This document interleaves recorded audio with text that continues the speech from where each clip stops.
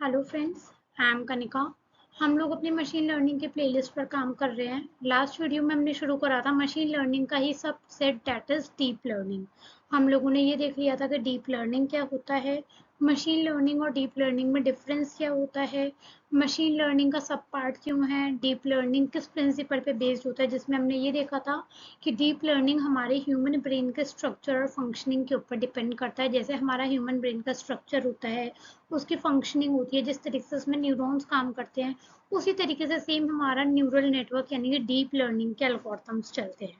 आज हम अपने उसे टॉपिक को कंटिन्यू करने वाले हैं, जिसमें आज हम देखेंगे हमारे न्यूरल नेटवर्क्स क्या होते हैं, उनका स्ट्रक्चर बेसिकली किस तरीके से बना होता है, प्रोसेसिंग किस तरीके से होती है, कितने तरीके की लेयर्स होती हैं, या फिर जो हमारा बायोलॉजिकल न्यूरॉन होता है और जो हमारा आर्टिफिशियल न्यूरल नेटवर्क का ये वाला न्यूरॉन है, एक न्यूरॉन, ये एक न्यूरॉन है या ये एक न्यूरॉन में कोई सा भी एक न्यूरॉन जो हमारे न्यूरल नेटवर्क के अंदर न्यूरॉन होता है, आर्टिफिशियल न्यूरॉन, और जो हमारे ह्यूमन ब्रेन में एक बायोलॉजिकल न्यूरॉन होता है, उसमें किस तरीके से चेंजेस हम करते हैं, किस तरीके से क्या बायोलॉजिकल न्यूरॉन में कौन से कंपोनेंट को हम आर्टिफिशियल न्यूरॉन में हम कन्वर्ट करते हैं, ये सारी चीजें हम कंप्लीट करने वाले हैं अपनी इस वीडियो में। तो सबसे पहले हम देखेंगे कि न्यूरल नेटवर्क ही क्या होता है। तो बेसिकली न्यूरल नेटवर्क हम क्यों बनाते हैं, न्यूरल नेटवर्क को डिजाइन करा जाता है जिससे कि वो पैटर्न्स को रिकॉग्नाइज कर सकें और हमारी जो स्पेसिफिक प्रॉब्लम्स हैं उन्हें हम सॉल्व कर सकें। ठीक है, ये है हमारे न्यूरल नेटवर्क का काम। न्यूरल नेटवर्क के अंदर क्या होता है, न्यूरल नेटवर्क के अंदर हमारी कुछ लेयर्स होती हैं, ठीक है, जिसके अंदर हमारे इंटरकनेक्टेड नोड्स होते हैं जिन्हें हम न्यूरॉन्स बोलते हैं। ठीक है, ये क्या करते हैं, अपने हर लेयर में प्रोसेसिंग करते हैं और जो भी उनका आउटपुट आता है उसे ट्रांसमिट कर देते हैं, उस इंफॉर्मेशन को ट्रांसमिट कर देते हैं दूसरी लेयर में। जैसे अगर मैं इस डायग्राम की बात करूँ तो देखो, जितने भी येलो कलर वाली लेयर है इसे हम बोलते हैं इनपुट लेयर। जितनी भी ये ग्रीन कलर की लेयर्स हैं भाई, एक लेयर हुई आपकी ये वाली, एक लेयर हुई आपकी ये वाली, और एक लेयर हुई आपकी ये वाली, तीनों ही ग्रीन कलर के न्यूरॉन्स हैं इसमें। ये तीनों ही हमारी कौन सी है, तीनों ही हमारी हैं हिडन लेयर्स। और ये जो पिंक कलर में है ये होती है हमारी आउटपुट लेयर, जो फाइनली क्लासिफाई करके देती है कि कोई भी डेटा हमारा किस क्लास में बिलोंग कर रहा है। तो इनपुट लेयर में हम क्या करते हैं, हम इनपुट प्रोवाइड करते हैं, जैसे इनपुट 1, इनपुट 2 और इनपुट 3। यहाँ पे हमने 3 इनपुट्स लेकर चले हैं।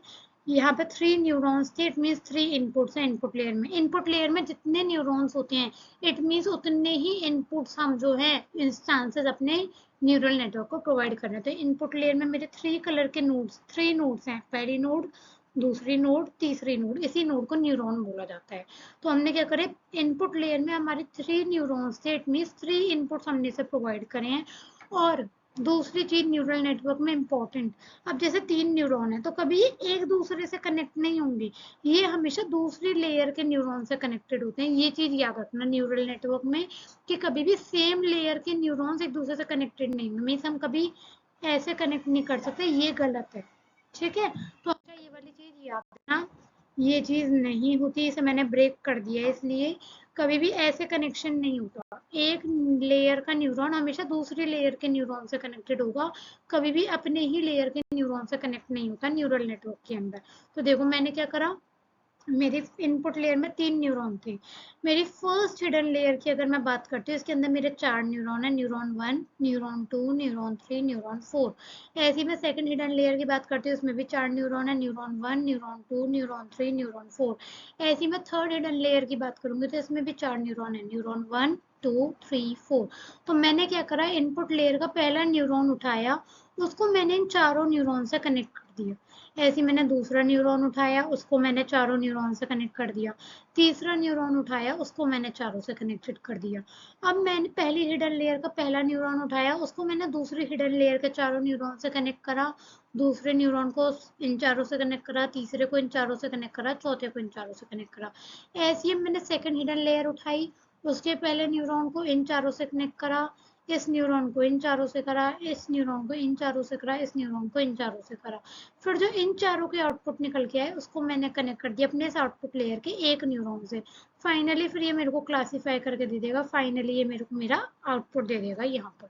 तो होता क्या है, इनपुट लेयर का आउटपुट बनेगा मेरे हिडन लेयर का इनपुट, फिर इस हिडन लेयर का आउटपुट बनेगा मेरे सेकंड हिडन लेयर का इनपुट, सेकंड हिडन लेयर का आउटपुट बनेगा मेरा थर्ड लेयर का इनपुट, थर्ड हिडन लेयर का आउटपुट बनेगा फाइनली मेरा आउटपुट लेयर का इनपुट। हम इस पे फाइनली फिर क्या लगाते हैं अपना सॉफ्ट मैक्स एक्टिवेशन फंक्शन, जिसे हम सिग्मा से बिलोंग करते हैं, सिग्मा से रिकॉग्नाइज कराते हैं सॉफ्ट मीन्स एक्टिवेशन फंक्शन को। तो हम क्या करेंगे, जो भी यहाँ पे इनपुट आएगा मेरा आउटपुट लेयर पे, तो उस पर मैं फाइनली अपना एक्टिवेशन फंक्शन लगाऊंगी और मैं अपना आउटपुट दे दूंगी। तो इस तरीके का हमारा आर्किटेक्चर होता है न्यूरल नेटवर्क का।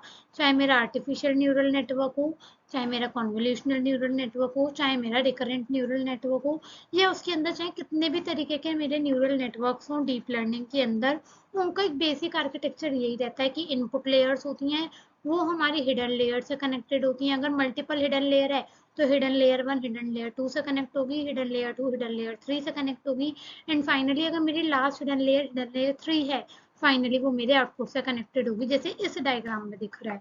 तो इस तरीके का मेरा न्यूरल नेटवर्क का आर्किटेक्चर होता है। इन्हीं नोड्स को न्यूरॉन्स बोला जाता है। तो ये था मेरा न्यूरल नेटवर्क का आर्किटेक्चर।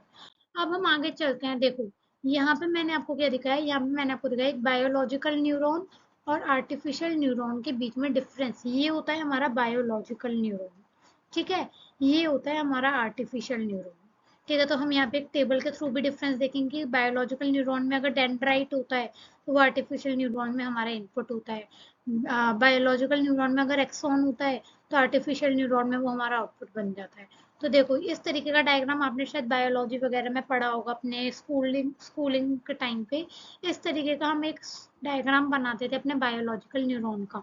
ये जो आपको सर्कल दिख रहा है ये होता है हमारा न्यूक्लियस। बेसिकली यही होता है जो हमारी प्रोसेसिंग करता है, जिसे हम कन्वर्ट कर देते हैं अपने इस न्यूरॉन्स में, अपने आर्टिफिशियल न्यूरल नेटवर्क के अंदर। तो ये हमारा न्यूक्लियस होता है।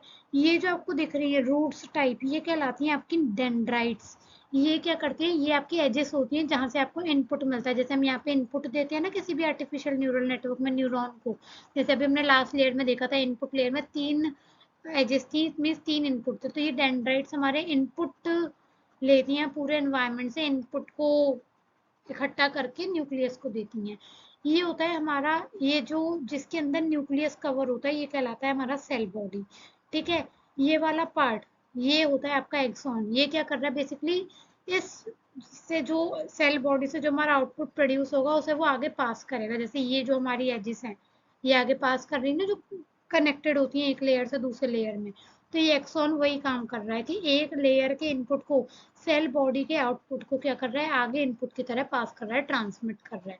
फाइनली ये वाली जो एजेस बन रही हैं ये होते हैं हमारे आउटपुट, जो हमारे आउटपुट प्रोवाइड कराते हैं। ये होता है हमारे बायोलॉजिकल न्यूरॉन का स्ट्रक्चर। हमने क्या करा, इसी बायोलॉजिकल न्यूरॉन को कन्वर्ट कर दिया अपने आर्टिफिशियल न्यूरॉन में। इसमें क्या है, ये हो गया हमारा न्यूरॉन, ये हो गए हमारे इनपुट्स, ये हो गई हमारी इनपुट लेयर जहाँ से हमारे इनपुट आ रहे हैं। 4 इनपुट आ रहे हैं, उनके लिए हमारे एसोसिएटेड वेट है। ये हमारा बायस है, बायस हम लगाते हैं। आउटपुट मैंने बताया था न्यूरॉन पे हम एक एक्टिवेशन फंक्शन लगाते हैं जिसे हम सिग्मा से दिखाते हैं। ये एफ जो है वो वही एक्टिवेशन फंक्शन है। जेड क्या है, जेड है x1 into W1 plus x2 into W2 up to xn into WN plus bias. ये है हमारा ये, इस पर हमने अपना एक्टिवेशन फंक्शन लगाया, फाइनली इसने हमारा आउटपुट दे दिया। तो हमने क्या करा, अपने बायोलॉजिकल न्यूरॉन को कन्वर्ट कर लिया आर्टिफिशियल न्यूरॉन में। इसीलिए बोला जाता है कि जो हमारी डीप लर्निंग होती है वो किससे इंस्पायर है, हमारे ह्यूमन ब्रेन के स्ट्रक्चर से और उसकी फंक्शनिंग से। ये हो गया हमारा ह्यूमन ब्रेन के अंदर एक न्यूरॉन का स्ट्रक्चर, उसे हमने अपने आर्टिफिशियल न्यूरॉन में कन्वर्ट कर लिया। जैसे यहाँ पे प्रोसेसिंग होती है वही प्रोसेसिंग हम इस यहाँ पर करते हैं। तो बायोलॉजिकल न्यूरॉन में जो डेंड्राइट काम करती हैं इनपुट को कलेक्ट करने का, वो यहाँ पे काम करता है हमारा इनपुट लेयर आर्टिफिशियल न्यूरॉन में। यहाँ पे जो हमारे न्यूक्लियस होता है, सेल न्यूक्लियस होता है, ये न्यूक्लियस, ये सर्कल, यहाँ पे ये हमारा बन जाता है ये न्यूरॉन, जिसे हम नोड भी कह देते हैं आर्टिफिशियल न्यूरल नेटवर्क में। ये रहा, ठीक है। साइनेप्सिस, इसमें साइनेप्सिस भी हमारी कनेक्टेड होती हैं। ये साइनेप्सिस हमारे आर्टिफिशियल न्यूरल नेटवर्क में कन्वर्ट हो जाती है वेट्स में। मैंने कहा था हर इनपुट हमारा वेट से एसोसिएट होता है, जितने इनपुट होंगे इनपुट लेयर में उतने ही उनके साथ उनके वेट होंगे। तो साइनेप्सिस को हम कन्वर्ट कर देते हैं वेट्स में। एक्सॉन जो हमारा आउटपुट प्रोवाइड कर रहा है, फाइनली यहाँ पे वो हमारा आउटपुट न्यूरॉन जो होगा, आउटपुट लेयर जो देखी थी अभी हमने, वो हमारी उससे कन्वर्ट हो जाती है। तो इस तरीके से हम अपने बायोलॉजिकल न्यूरॉन के स्ट्रक्चर या वर्किंग को कन्वर्ट करते हैं आर्टिफिशियल न्यूरॉन और उसके स्ट्रक्चर और वर्किंग में। तो ये था हमारा एक बेसिक डिफरेंस कि हमें बायोलॉजिकल न्यूरॉन कैसा दिखता था, आर्टिफिशियल न्यूरॉन कैसा दिखता है। ये देखो, ये रहा हमारा आर्टिफिशियल न्यूरॉन पूरा।